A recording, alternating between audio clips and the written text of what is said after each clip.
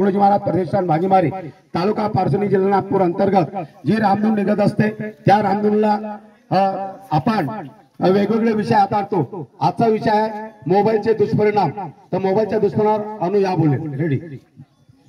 वंदनीय राष्ट्रसंत तुकडोजी महाराज प्रतिष्ठान भागीमारी आमच्या संस्थेचे संस्थापक श्री बबलू संतोष गाडवे सर। माझे पूर्ण नाव अनुज प्रकाश भागीमारी वर्ग 7वा। आज मी तुम्हाला मोबाईल याच्यावर 2 शब्द सांगणार आहे।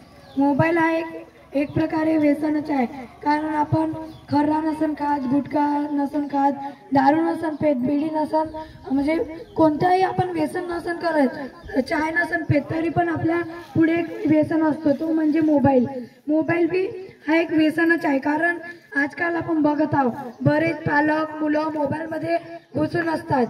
4-4 तास 5-5 तास मोबाईल मध्ये पाहत असतात व शिक्षणाकडे त्यांचे दुर्लक्ष असते व त्यांनी आपल्या जे जीवन असते प्रगतीमध्ये त्या मागे पडतात।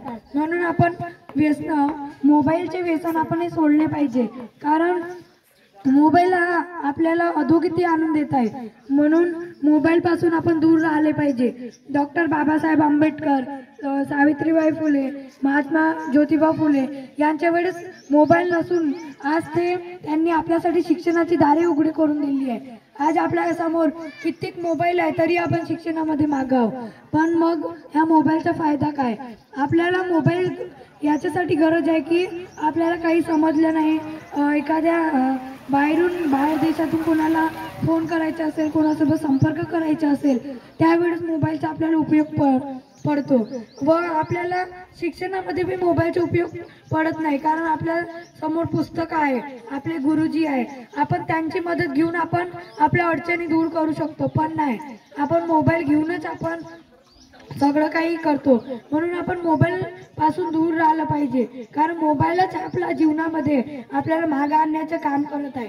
आपण जे शिकले व्यक्ती आहे, आता शेतकरी वर्ग आहे, ते कमी शिकले आहे, त्यांना तितकं ज्ञान नाही, तरी ते मोबाईल पासून दूर आहे व जे लोक शिकले आहे त्यांना माहित आहे मोबाईलचे दुष्परिणाम काय आहे, तरी पण ते मोबाईलच्या मागे लागले आहे। मग माहित राहून भी अगर आपण त्याच्या मागे पडत असतो आणि माहित राहून नाही अगर आपण मोबाईलच्या समोर जात असेल, तर शिक्षण घेतलेला व्यक्ती अगर आपण अशिक्षित म्हणू शकतो, कारण शिक्षित व्यक्तीला माहित आहे की मोबाईलचे दुष्परिणाम काय होऊ शकते, तरी तो मोबाईल हाताळतो व शेतकऱ्याला काही माहिती भी नाही आणि तो मोबाईलला हात भी नाही लावत, तर तो आपल्या जीवनामध्ये प्रगती करू शकतो।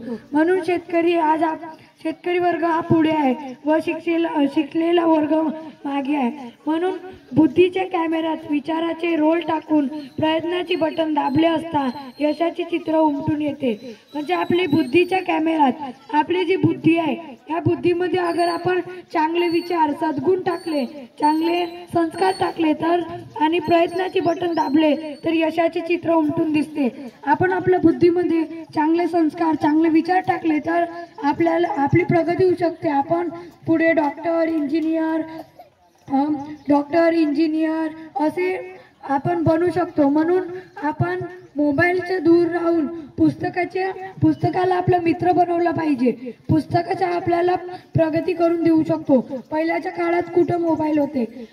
ज्योतिबा फुले, सावित्रीबाई फुले, डॉक्टर बाबासाहेब आंबेडकरने 32 डिग्र्या घेतल्या, पण त्याच्यात डॉक्टर बाबासाहेब आंबेडकरांनी कोणता मोबाईल वापरला नाही, आयफोन वापरला नाही, कोणता मोबाईल वापरला, तर त्यांनी 32 डिग्र्या घेतल्या। आज आपण फक्त 10वीत का गेलो तर आपल्या हाती मोबाईल येते, पण आपण तो मोबाईल दूर करून आपण कशा प्रकारे जीवन जगू शकतो, आपण त्याच्याकडे लक्ष दिलं पाहिजे आणि मोबाईलकडे दुर्लक्ष केलं पाहिजे। म्हणून मोबाईल हा आपल्या जीवनामध्ये एक किडा बनून आहे, आपण त्या मोबाईलला दूर करून आपण आपली प्रगती केली पाहिजे। धन्यवाद। धन्यवाद। अनुजनी प्रत्येक विषयाला वेगवेगळा आपला त्याने पॉइंट मांडलेला आहे, म्हणून आपल्या जीवनामध्ये मोबाईलचा दुष्परिणाम कसा आहे त्याने तुमच्या समोर विषद केलं। धन्यवाद। मी बबलू गाडवे, भागीमारी तालुका पारसनी जिल्हा नागपूर। जय गुरुदेव, जय गुरुदेव। धन्यवाद।